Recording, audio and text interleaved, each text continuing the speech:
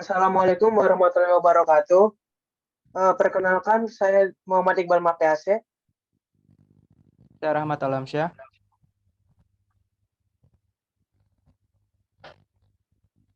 Dan saya Ahmad Sultan Akbar.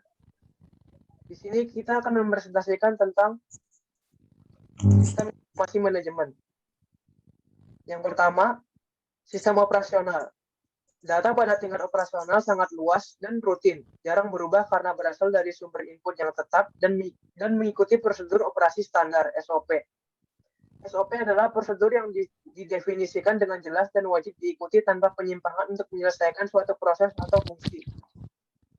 SOP mendokumentasikan cara-cara langkah demi langkah di mana kegiatan akan dilakukan. Selanjutnya, subsistem operasional. Contoh subsistem dari area fungsional adalah yang pertama, manufaktur dan produksi, pembelian, kontrol kualitas, penjadwalan, pengiriman, dan penerimaan. Yang kedua, akuntansi, piutang, hutang, buku besar, dan penganggaran. Yang ketiga, keuangan, manajemen kas, manajemen aset, manajemen kredit, dan pelaporan. Yang keempat, penjualan dan pemasaran, pelacakan pesanan, penetapan harga, komisi penjualan, dan riset pasar. Dan yang terakhir, SDM, penggajian, tunjangan, karyawan, pelatihan, kompensasi, hubungan karyawan, kepegawaian, dan penilaian kinerja. Selanjutnya, sistem manufaktur dan produksi. Fungsi Production and Operation Management, POM, atau fungsi manajemen produksi dan operasi dalam suatu organisasi bertanggung jawab atas proses yang mengubah input menjadi output yang berguna. Selanjutnya, logistik pengendalian dan manajemen persediaan. Manajemen logistik berkaitan dengan aktivitas pembelian, logistik penerimaan, dan logistik pengiriman. Aktivitas logistik in-house adalah proses yang melintasi beberapa departemen fungsional, baik pembelian konvensional maupun e-procurement, menghasilkan bahan mentah dan suku cadang yang masuk, yang merupakan inventaris atau stok. Materi dilacak dari saat diterima hingga didistribusikan atau dibuang saat sudah tidak berlaku lagi, atau kualitasnya tidak dapat diterima. Selanjutnya, kontrol stok. Fungsi pengendalian stok atau persediaan adalah meminimalkan total biaya persediaan. Tujuannya adalah untuk mempertahankan tingkat inventaris yang optimal dengan menyusun ulang jumlah yang benar pada waktu yang tepat. Departemen POM dapat menjaga safety stock persediaan sebagai pengaman terhadap kehabisan persediaan. Safety stock adalah persediaan tambahan jika terjadi kejadian yang tak terduga, seperti lonjakan permintaan atau waktu pengiriman yang lebih lama. Ini sering disebut juga sebagai buffer stock. Tidak adanya persediaan disebut shortage atau kekurangan. Selanjutnya, just-in-time inventory management. Manajemen persediaan just-in-time adalah metode alternatif yang bertujuan untuk meminimalkan biaya penyimpanan dengan tidak mengambil kepemilikan persediaan sampai dibutuhkan dalam proses produksi. JIT dikembangkan oleh Toyota dan digunakan secara luas dalam industri manufaktur otomotif.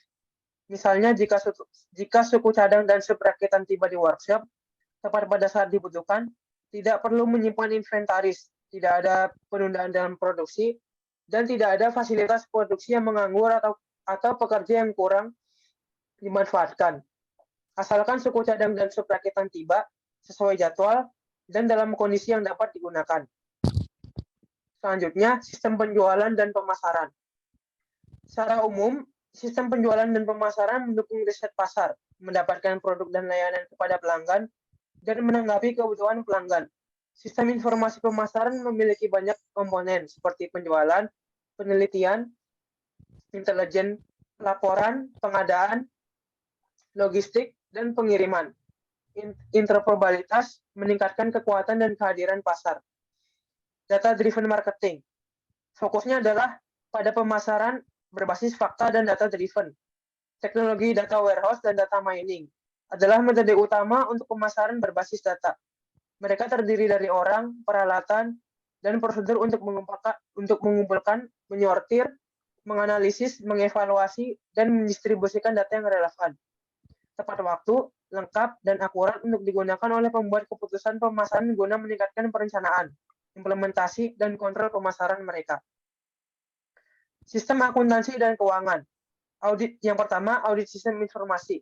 Menurut Romney Steinberg dan Casing 2016, tujuan audit sistem informasi adalah untuk meninjau dan mengevaluasi pengendalian internal yang melindungi sistem. Yang kedua, perencanaan dan penganggaran keuangan. Manajer harus merencanakan perolehan sumber daya keuangan dan penggunaannya. Perencanaan keuangan seperti perencanaan fungsional lainnya terkait dengan keseluruhan perencanaan organisasi dan bidang fungsional lainnya. Ini dibagi menjadi 3. Yang pertama jangka pendek, menengah, dan panjang seperti perencanaan kegiatan. Materi selanjutnya akan dibacakan oleh Saudara Rahmat Alamsyah. Sistem sumber daya manusia yang pertama itu rekrutmen adalah menemukan karyawan, menguji mereka, dan memutuskan mana yang akan dipekerjakan. Beberapa perusahaan kebanjiran pelamar yang layak, sementara yang lain kesulitan menemukan orang yang tepat. Evaluasi kinerja. Evaluasi biasanya dicatat di atas kertas atau formulir elektronik. Menggunakan informasi semacam itu secara manual adalah pekerjaan yang membosankan dan rawan kesalahan. Menggunakan sistem evaluasi dapat mendukung banyak keputusan, mulai dari penghargaan, transfer, hingga pemutusan hubungan kerja. Yang ketiga, pengembangan sumber daya manusia. Pelatihan dan pelatihan ulang karyawan merupakan aktivitas penting dari Departemen Sumber Daya Manusia. Pelatihan ulang karyawan merupakan aktivitas penting dari Departemen Sumber Daya Manusia itu sendiri. Yang keempat itu Employee Relationship Management. Dalam usaha keras untuk mengelola karyawan, perusahaan sedang mengembangkan manajemen sumber daya manusia. Difasilitasi oleh web untuk merampingkan proses SDM. Aplikasi web ini lebih sering disebut sebagai manajemen hubungan karyawan atau IRM.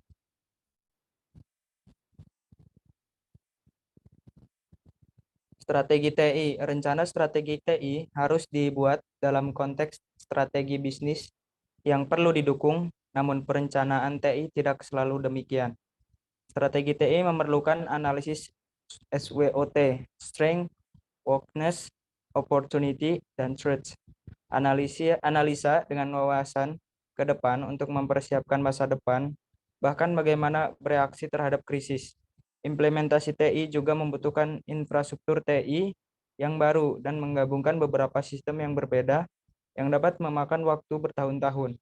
Waktu tunggu yang lama dan kurangnya keahlian dalam mendorong perusahaan untuk mengeksplorasi berbagai strategi TI. Beberapa strategi TI, yang pertama strategi TI in-house and outsourcing, yang kedua itu strategi TI dan bisnis yang terputus.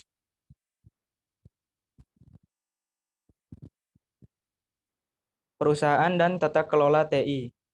Tata kelola TI adalah cara utama para pemangku kepentingan dapat memastikan bahwa investasi dalam TI menciptakan nilai bisnis dan berkontribusi untuk memenuhi tujuan bisnis. Penyelarasan strategi TI dengan bisnis ini menantang namun penting. Program tata kelola TI melangkah lebih jauh dan bertujuan untuk meningkatkan kinerja TI, memberikan nilai bisnis yang optimal, dan memastikan kepatuhan terhadap peraturan. Tata kelola TI adalah tanggung jawab Dewan Direktur dan Manajemen Eksklusif. Ini adalah bagian integral dari tata kelola perusahaan dan terdiri dari kepemimpinan serta struktur dan proses organisasi yang memastikan bahwa TI organisasi menopang dan memperluas strategi dan tujuan organisasi. Hal-hal yang mendorong akan tata kelola TI. Yang pertama itu akuntabilitas. Tidak membadai secara umum dan tidak cukupnya kepemilikan bersama serta kejelasan tanggung jawab untuk layanan dan proyek TI. Komunikasi antara pengguna TI dan penyedia TI harus ditingkatkan dan didasarkan pada akuntabilitas bersama pada inisiatif TI. Yang kedua, ada kemungkinan pelebaran kesenjangan antara apa yang menurut Departemen TI dibutuhkan oleh bisnis dan apa yang menurut bisnis dapat diberikan oleh Departemen TI. 3. Organisasi perlu mendapatkan pemahaman yang lebih baik tentang nilai yang diberikan oleh TI. baik secara internal maupun dari pemasok eksternal. Yang keempat, karena organisasi semakin mengandalkan TI, manajemen perlu lebih sadar akan risiko TI yang kritis dan apakah risiko tersebut telah dikelola dengan baik. Ruang lingkup tata kelola TI. Yang pertama, support the strategy, yaitu memberikan arahan strategi TI dan penyelarasan TI dan bisnis. Deliver value, itu menegaskan bahwa TI atau organisasi bisnis dirancang untuk memperoleh nilai bisnis maksimum dari TI, mengawasi pengiriman nilai oleh TI ke bisnis, dan menilai ROI. Yang ketiga, risk management, itu mengkonfirmasi bahwa proses dilakukannya dengan benar dan memastikan bahwa risiko telah dikelola secara memadai, termasuk penilaian risiko investasi TI. Yang keempat, resource management, itu memberikan arahan tingkat tinggi untuk sumber dan penggunaan sumber daya TI, mengawasi pendanaan TI di tingkat perusahaan, memastikan bahwa ada kapabilitas dan infrastruktur TI yang memadai untuk mendukung kebutuhan bisnis saat ini.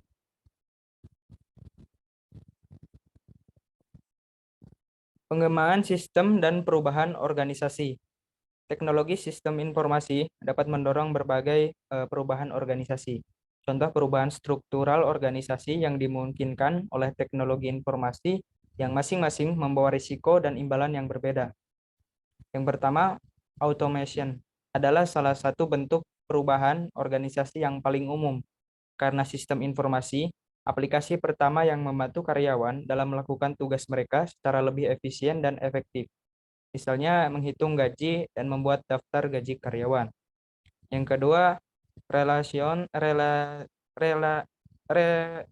rationalization of procedure adalah penyederhanaan prosedur operasi standar. Rationalization of procedure sering dijumpai dalam program-program untuk membuat serangkaian peningkatan kualitas berkelanjutan baik dalam bentuk layanan maupun operasi. Berikutnya, penjelasan akan dilakukan oleh Saudara Muhammad Sultani Akbar. Oke, terima kasih rekan Rahmat dan Iqbal. Selanjutnya itu adalah business processing reducing. Adalah jenis perubahan organisasi yang lebih kuat, di mana proses bisnis dianalisis, disederhanakan, kemudian didesain ulang. Business processing reducing mengorganisasikan alur kerja, menggabungkan langkah-langkah untuk membuang tugas-tugas yang menumpang tindih dan membuang tugas-tugas berulang dan administratif.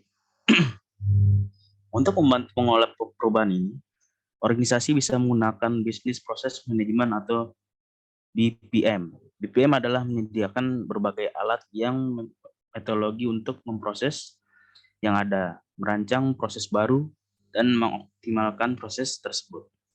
BPM tidak akan pernah tuntas karena perbaikan proses membutuhkan perubahan terus-menerus. Perusahaan yang berkaitan manajemen proses bisnis melalui langkah-langkah berikut.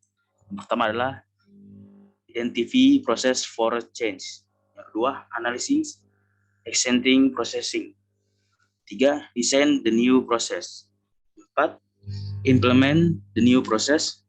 Dan 5, continue measurement. Selanjutnya, alat-alat dalam proses bisnis progress management. Ada ratusan software house yang menyediakan berbagai macam software bisnis performance management atau BPM dalam berbagai aspek seperti IBM, OREDS, GIBCO, dan lain sebagainya. Software ini digunakan untuk memproses mulai mengidentifikasi dan mendokumentasi proses untuk membutuhkan perbaikan, merancang model proses baru yang ditingkatkan, menangkap dan menegakkan proses untuk melakukan proses bisnis, sampai mengintegrasikan sistem lama untuk mendukung proses baru atau telah dirancang.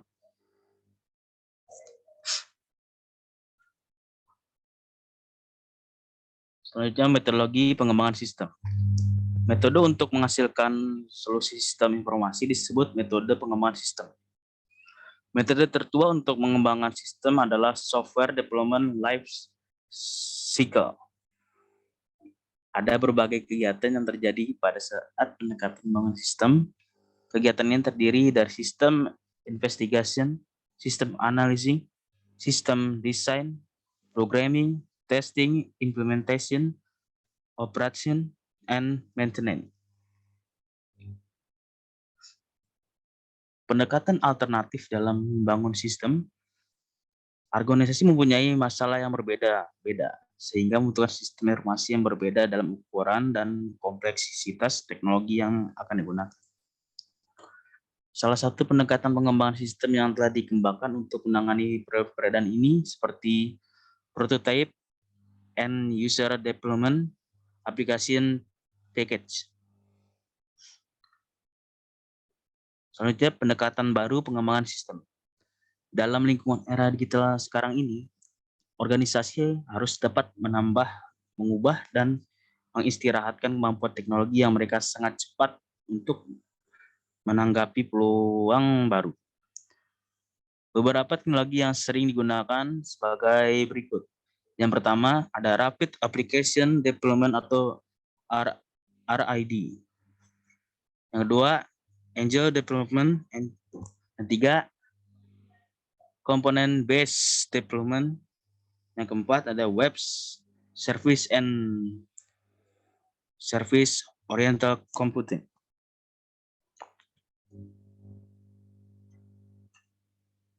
Selanjutnya ada proyek manajemen.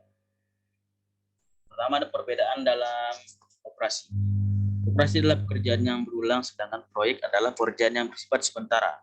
Sedangkan proyek adalah rencana serangkaian kegiatan unik, kompleks yang saling berhubung dengan memiliki tujuan yang sama harus diselesaikan pada waktu tertentu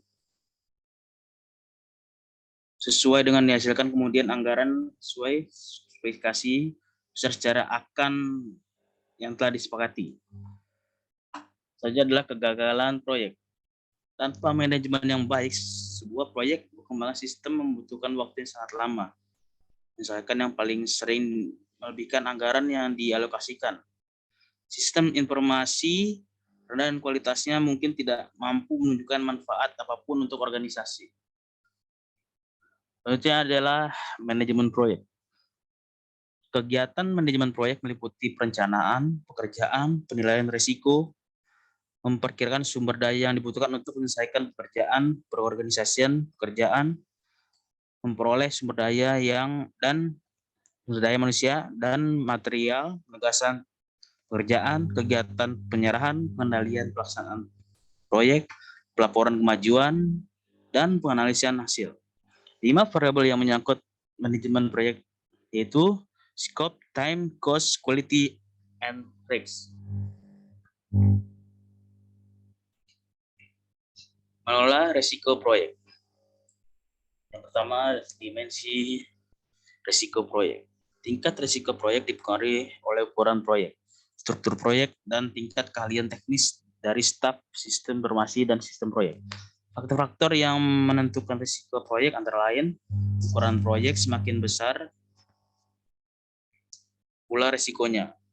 Proyek yang besar dapat dilihat dari anggaran yang digunakan, jumlah staf pelaksanaan, waktu yang dialokasikan untuk pelaksanaannya. Selanjutnya adalah struktur proyek. Proyek yang terstruktur adalah proyek yang sudah jelas skop dan pekerjaannya.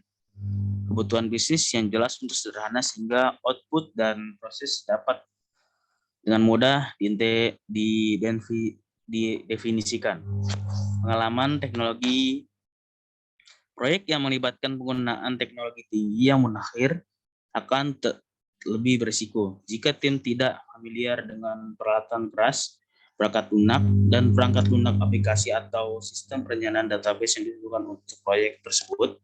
Sangat mungkin bahwa proyek akan mengalami masalah teknis atau mengambil lebih banyak waktu untuk menyelesaikan karena membutuhkan untuk menguasai pembelajaran teknologi baru tersebut. Mengelola risiko proyek. Selanjutnya adalah manajemen perubahan. Sebagian besar kegagalan proyek sistem informasi bukan karena masalah sistem baru yang teknis, namun justru karena ada perubahan organisasi yang tidak ditangani dengan benar. Membangun sistem yang sukses membutuhkan manajemen yang cermat. Selanjutnya ada konsep implementasi. Implementasi sistem adalah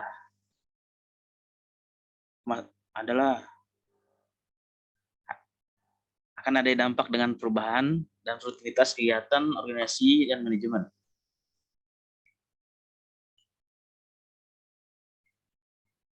Selanjutnya ada peran penggunaan akhir.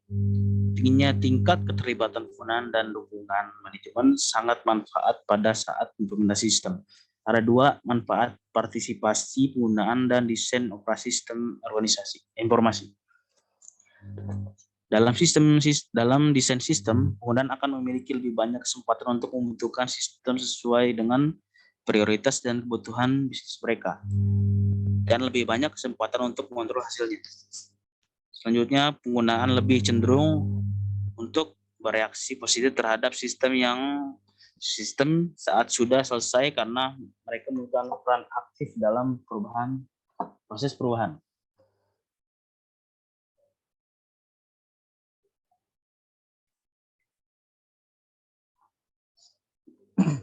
Pengelolaan risiko proyek.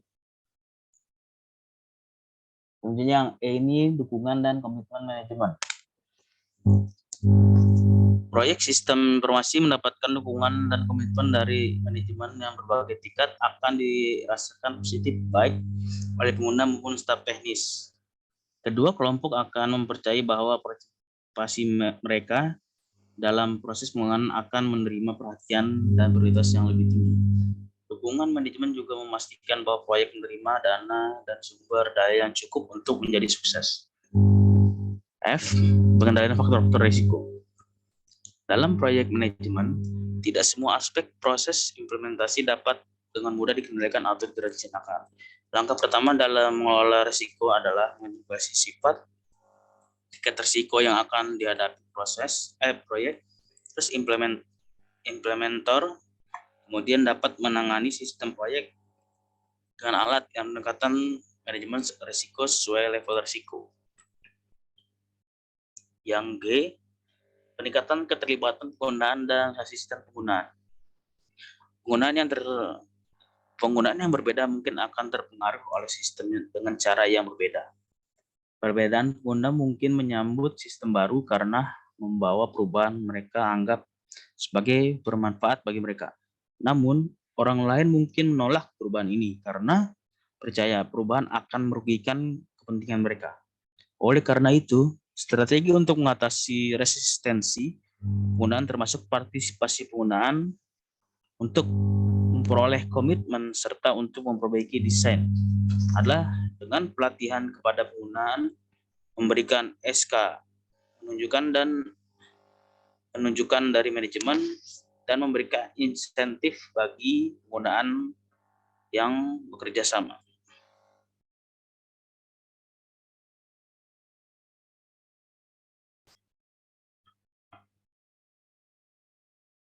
Perencanaan formal dan peralatan pengendalian. Yang pertama itu perencanaan untuk organisasi. Tujuan dari pengembangan sistem baru adalah untuk meningkatkan kinerja organisasi. Proyek sistem informasi harus secara eksplisit mengatasi cara bagaimana organisasi berubah. Ketika sistem baru dipasang, berbagai perubahan harus direncanakan dengan hati-hati. Antara lain perubahan prosedural, fungsi pekerjaan, struktur organisasi, hubungan kekuasaan, dan juga lingkungan kerja. B. Peralatan kontrol dan pengendalian proyek. Dua metode yang paling umum digunakan untuk mendokumentasikan dan merencanakan proyek adalah Gantt chart dan PERT diagram. Gantt chart berupa daftar kegiatan proyek dilengkapi tanggal awal dan tanggal akhir kegiatan tersebut. Gantt chart mempresentasikan secara visual Waktu dan durasi kegiatan berbeda dalam proyek pengembangan serta kebutuhan sumber daya manusia pada suatu kegiatan. Sedangkan PERN diagram dapat digambarkan kegiatan proyek dan hubungan antara kegiatan tersebut. PERN diagram berubah daftar kegiatan-kegiatan proyek dan memperlihatkan kegiatan yang mana harus diselesaikan lebih dahulu sebelum suatu kegiatan tertentu dapat dimulai. Selanjutnya yang C, perangkat lunak untuk manajemen proyek. Perangkat lunak yang dikhususkan untuk mengelola proses harus memiliki kemampuan utama antara lain menyusun kegiatan proyek, menetapkan sumber dayanya, menetapkan tanggal awal dan tanggal akhir dari suatu kegiatan, perencanaan proses, progres, dan memfasilitasi modifikasi baik kegiatan dan sumber daya.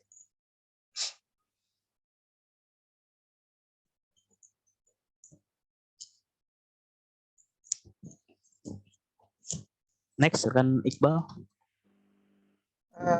Terima kasih rekan-rekan saya yaitu Rahmat Alamsyah dan Ahmad Sultani Akbar. Sekian presentasi dari kelompok kami. Kurang lebihnya mohon maaf. Wassalamualaikum warahmatullahi wabarakatuh.